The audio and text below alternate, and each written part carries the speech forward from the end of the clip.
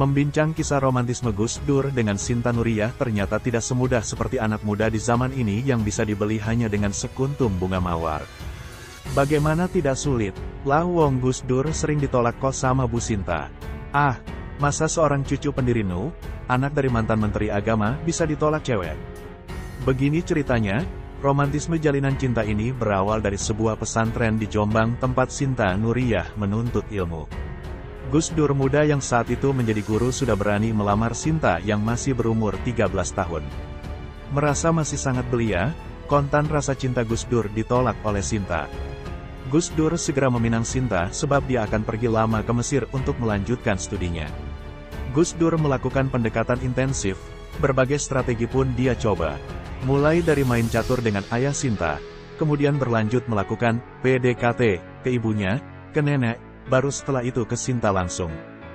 Jadi, ibarat bus, kisah cinta Gus Dur ini harus melewati beberapa terminal pemberhentian. Namun berbagai usaha keras ini ternyata tidak juga menaklukkan hati Sinta. Sering mendapat penolakan, tidak juga membuat Gus Dur putus asa. Sebelum berangkat ke Mesir, Gus Dur melakukan strategi selanjutnya, seorang teman ia suruh mengantar surat yang isinya kurang lebih apakah Sinta bersedia menjadi istrinya. Si pengantar surat ini menunggu lama untuk mendapatkan jawaban dari Sinta yang kala itu sudah berumur 14 tahun. Sinta muda bimbang, mau menolak secara terang-terangan tapi dia juga sadar bahwa Gus Dur adalah gurunya. Alasan inilah yang membuat Sinta sedikit sungkan. Namun karena kejeniusannya, Sinta membalas surat tersebut dengan jawaban yang diplomatis. Dia menulis bahwa jodoh, hidup, dan mati seseorang itu ada di tangan Tuhan. Kalau kita berjodoh, meski berjauhan pun nanti suatu saat juga akan dipertemukan, namun tatkala tidak berjodoh, meski dekat juga tidak akan bertemu.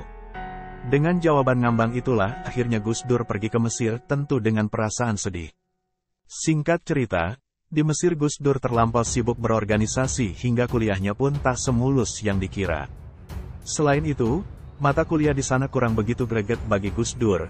Pasalnya, materi yang diajarkan sudah ia pelajari sebelumnya di Indonesia, tatkala ia masih menjadi seorang santri. Akhirnya 2 tahun itu Gus Dur tak selesai kuliah, lalu pindah ke Irak. Selama di Mesir itulah Gus Dur dan Sinta saling mengirim surat. Kegiatan ini berlangsung hingga Gus Dur pindah ke Irak. Lambat laun, surat-surat yang dikirim Gus Dur itu akhirnya mampu mengetuk hati Sinta. Dalam surat balasannya, Sinta menulis, "Anda sudah berhasil menumbuhkan benih cinta di hati saya." Kontan hal ini membuat Gus Dur kembali sumringah. Begitu dapat surat itu tidak berapa lama keluarganya melamar.